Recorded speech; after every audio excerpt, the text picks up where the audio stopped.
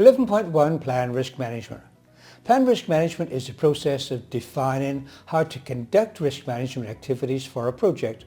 The key benefit of this process is that it ensures that the degree, type and visibility of risk management are proportionate to both risks and the importance of the project to the organisation and other stakeholders. This process is performed once or at predetermined points in the project. The plan risk management process should begin when a project is conceived and should be completed early in the project. It may be necessary to revisit this process later in the project life cycle. For example, at a major phase change, or if the project scope changes significantly, or if there's a subsequent review of risk management effectiveness determines that the project risk management process requires modification. This is from the PMBOK Guide, page 401. The PMBOK Guide says project risk management includes the processes of conducting risk management planning, identification, analysis, response planning, response implementation and monitoring risks on a project. That is important to remember for the examination. But first we have to answer the question, what is a risk? The PMBOK Guide defines risk as an uncertain event or condition that, if it occurs, has a positive or negative effect on one or more of the project objectives, which coincidentally is almost identical to the PRINCE2 Guide definition. Business as usual is routine and relatively predictable. There are risks in everyday work, but because of the regularity of process work, many of the risks have already been foreseen or encountered before, and so there are already management strategies in place for most things that can happen. Projects, on the other hand, usually involve an organisation taking unfamiliar steps with staff performing unfamiliar duties, and so there can be a distinct element of uncertainty. It is unacceptable to simply wait for risks to occur as if everything is beyond our control. Think of everyday situations. For example, on an overcast day, there is a risk of rain, but you really want to go for a walk. You could simply go outside and accept the risk that you might get wet. Or you could take an umbrella to reduce the likelihood of getting wet, and even if it's not 100% effective, it will reduce the impact of the rain on you. If you don't want an umbrella, you could plan a route where there are many places in which you could shelter from time to time, or you could just avoid the risk completely by staying indoors. When people in an organisation talk about risk, almost 100% of the times they're actually talking about negative risks or threats. So it may seem that they're unaware of positive risks. The truth is that they are aware of positive risks, it's just they call them opportunities instead. I think it's because almost everyone thinks of disasters when they hear of the word risk. In this video, when I mention risks, I mean threats, unless I tell you otherwise. Now we need to think about what we can do to manage risks on a project, and once again we look to the PMBOK Guide definition of risk management. Project risk management includes the processes of conducting risk management planning, identification analysis, response planning, response implementation and monitoring risks on a project. And as you can see, this is a systematic 6-step process. Step 1, risk management planning, which is the process of defining how to conduct risk management activities on a project, and that's what we're covering in this lesson. Number 2, identify the risks, which means try to think of what can go wrong on your project. 3, assess risks, which means estimate how likely they are to happen and their impact on the achievement of the objectives, i.e. how much damage they're going to cause when they do happen. Number 4, risk response planning, which means decide what you're going to do to reduce the likelihood that the risk will occur and or reduce the impact if they do happen. Number 5, response implementation. Number 6, monitor the risks to make sure your plan is working. And please note that this is not a once-off process. You will need to repeat this cycle a number of times during your project. And throughout the process, you will need to make sure that stakeholders are kept in the loop about the risks and issues. An issue is a risk that is happening. It is important to note that while you can do a lot to reduce risks on your project, note for the exam, you can never remove all risks. The planned risk management process should begin when a project is conceived and should be completed early in the project. It may be necessary to revisit the process later in the project life cycle. For example, that's been recorded before. Project risk management inputs. Input number 1, project charter. The project charter documents a high-level project description and boundaries, high-level requirements and risks. The risks listed in the charter will be just the key risks that were apparent at the time when there's not a lot of information on the project. Input number 2 is the project management plan. In planning project risk management, all approved subsidiary management plans should be taken into consideration in order to make the risk management plan consistent with them. The methodology outlined in other project management plan components might influence the plan risk management process. Input number 3, project documents. Project documents can be considered as inputs to this process, would include the stakeholder register, because it contains details of the project stakeholders and provides an overview of their project roles and their attitude towards risk on the project, i.e. their risk appetite. This is useful in determining roles and responsibilities for managing risks on the project, as well as setting risk thresholds for the project itself. Number 4, enterprise environmental factors, which would include overall risk thresholds set by the organisation or for key stakeholders. The organisational process assets would be organisational risk policy, because your project will have to work within that if it exists.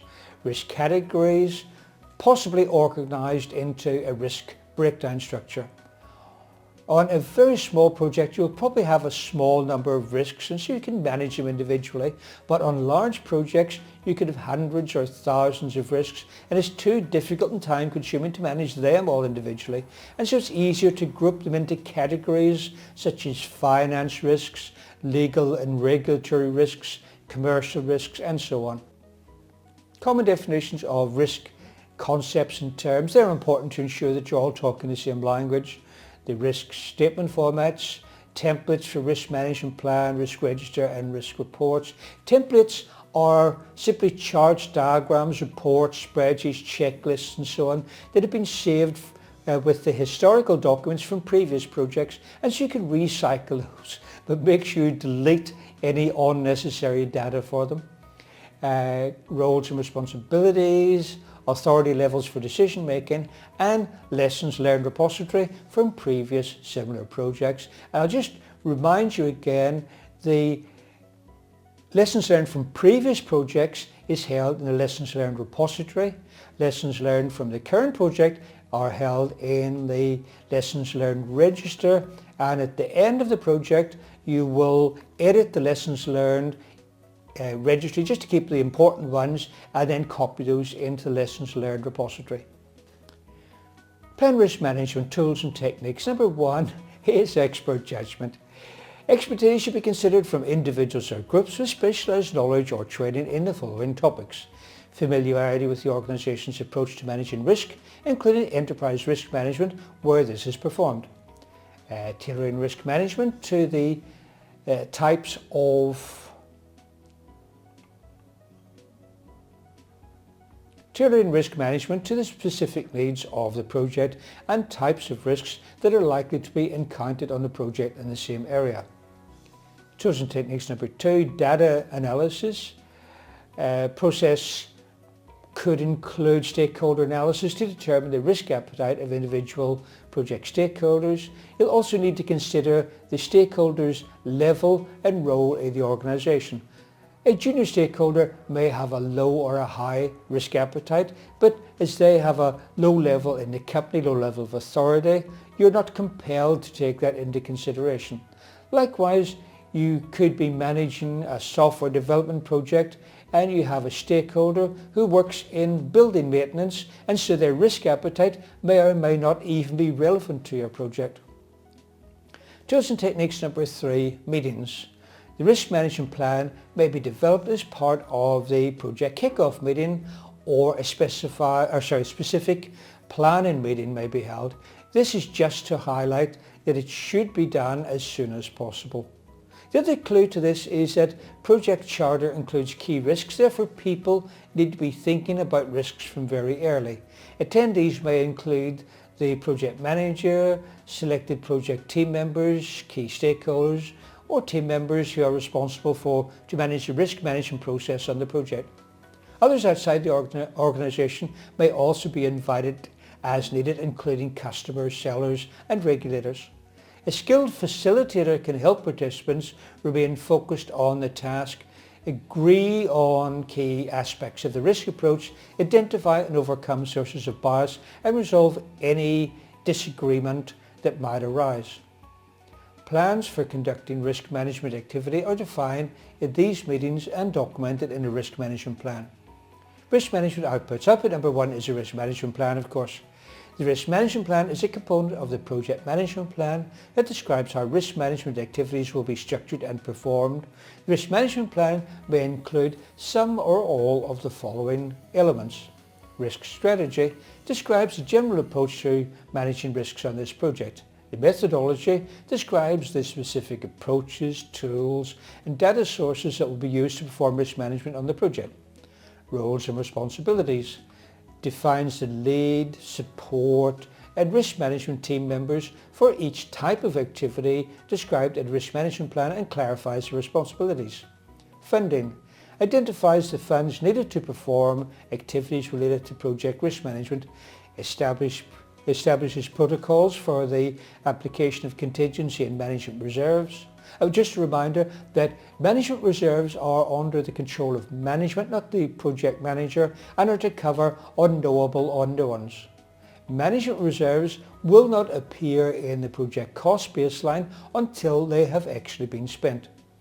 Contingency reserves, however, are to cover known unknowns and are under the control of the project manager.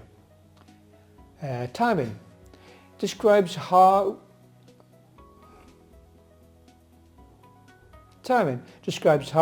and how often the project risk management process will be performed throughout the project lifecycle and establishes risk management activities for inclusion in the project schedule. Risk categories provides a means of grouping individual project risks, which I've already mentioned previously. A common way to structure risk categories is with a risk breakdown structure, an RBS, which is a hierarchical representation of potential sources of risk. An RBS helps the project team consider the full range of sources from which individual project risks may arise. This can be useful when identifying risks or in categorizing identified risks.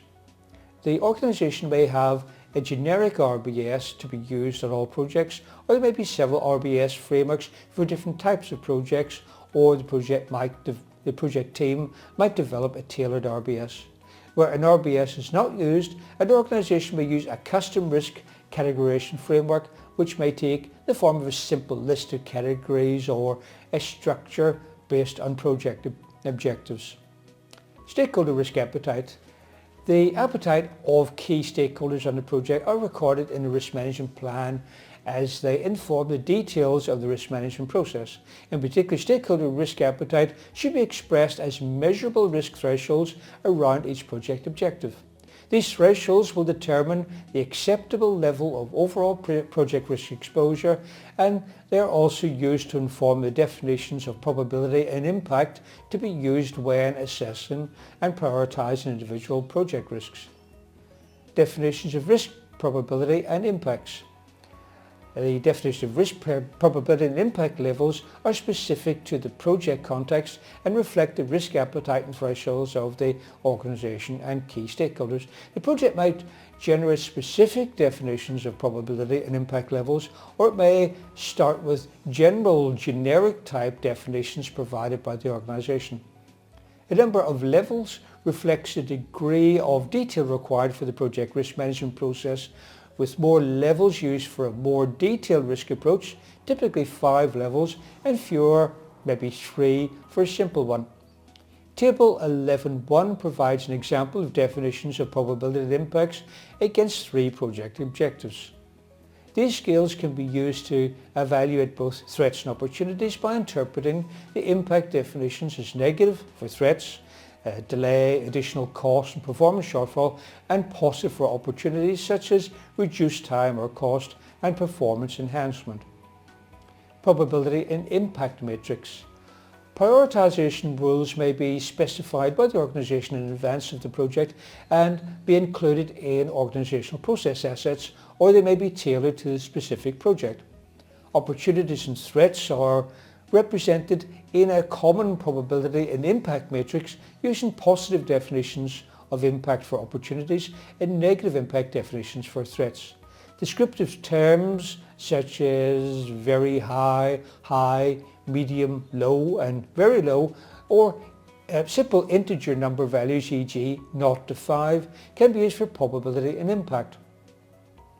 The benefit of using simple numbers instead of descriptive terms is that these can be multiplied to give a probability impact score for each risk, which allows the relative priority of individual risks to be evaluated within each priority level.